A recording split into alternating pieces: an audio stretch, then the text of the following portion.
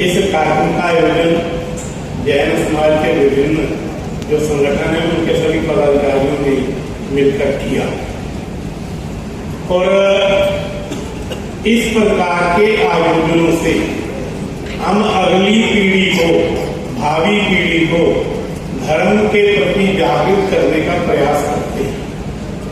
और जो महामंत्र का यहाँ उच्चारण किया गया 9 मिनट तक, वो प्राकृतिक भाषा में है, मन की शांति के लिए है, अपनी परंपराएं और मान्यताएं समाज में अगली पीढ़ी तक पहुंचती रहे, इस प्रकार का प्रयास इस प्रकार के कार्यक्रमों के द्वारा किया जाता है।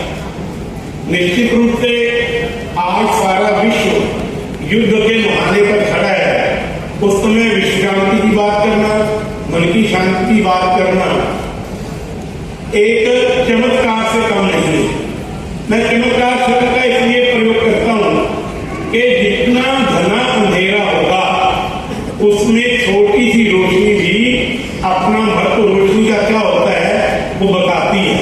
इसी प्रकार आज का विश्व के सभी देशों में बताया गया मंच से इस महामंत्र का उच्चारण किया जाएगा तो निश्चित रूप से जो सकारात्मक ऊर्जा, पॉजिटिव एनर्जी पैदा होगी वो कहीं ना कहीं अपनी भूमिका निभाएगी। उदाहरण के रूप में यदि दूध से दही बनानी हो तो 1 या 2 बूंद दही की या लस्सी की उस सारे दूध को दही में बदलने की क्षमता रखती है।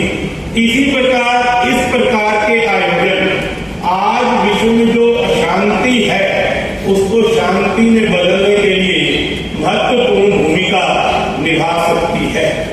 और मेरे मित्रों, मातृशक्तियों, धर्म प्रेमी मित्रों, हमें जो कहा, जो दुनिया को, विश्व को, समाज के प्रत्येक व्यक्ति को हम संदेश देना चाहते हैं, उसको सबसे पहले हमें अपने जीवन में उतारकर प्रमाणिकता से जनता के बीच में रखना होगा। जब 5 पांडव शिक्षा ग्रहण कर रहे थे तो गुरु जी ने दिखाया कि सदा सत्य बोलो, ये पाठ कंठस्थ करके याद करके कल आपने मुझे सुनाना है। 4 पांडवों ने सुना दिया। युधिष्ठिर जी महाराज कहने लगे कि मुझे ये पाठ याद नहीं हुआ। दूसरे दिन फिर यही प्रश्न गुरु जी ने किया तो युधिष्ठिर जी ने कहा मुझे अभी ये पाठ कंठस्थ नहीं हुआ।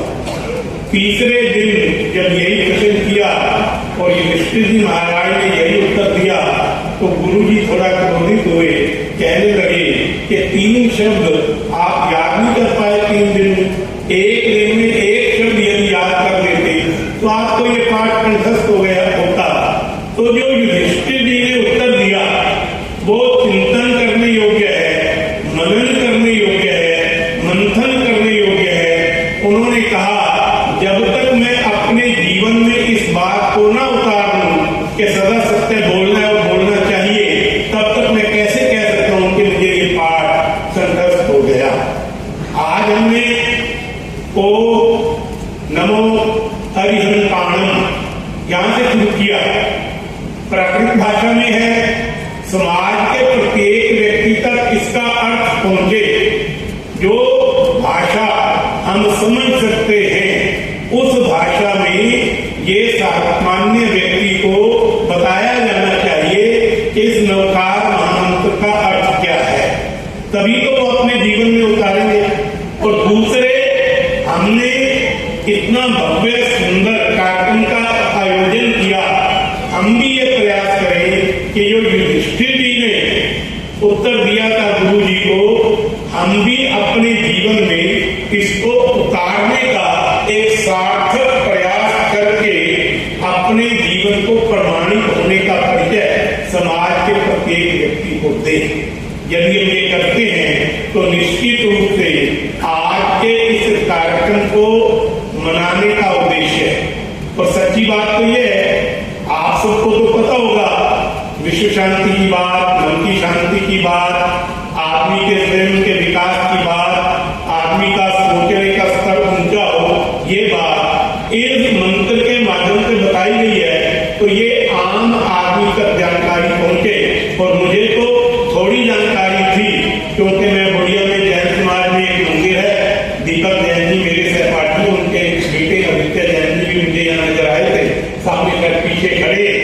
और वहां उन कार्यक्रमों में जाता हूँ तो थोड़ा थोड़ा सीखने का प्रयास करता हूँ। जितना मैंने आज तक सीखा था उसमें आज एक कदम आगे बढ़ते हुए मुझे कुछ ज्ञान की प्राप्ति हुई है। और मैं जो जैन समाज के पदाधिकारी हैं, जिन्होंने सारे कार्यक्रम का भव्य आयोजन किया, और यमुनानगर मॉडल टाउन में जैन स्थानक में भी इस प्रकार के कार्यक्रमों का आयोजन होता है। और श्री करुण सागर जी महाराज के कड़वे प्रवचन सुनने में मुझे विशेष रुचि रहती थी। और जब कंवरपाल जी हमारे विधानसभा के अध्यक्ष थे, तो करुण सागर जी के प्रवचन विधानसभा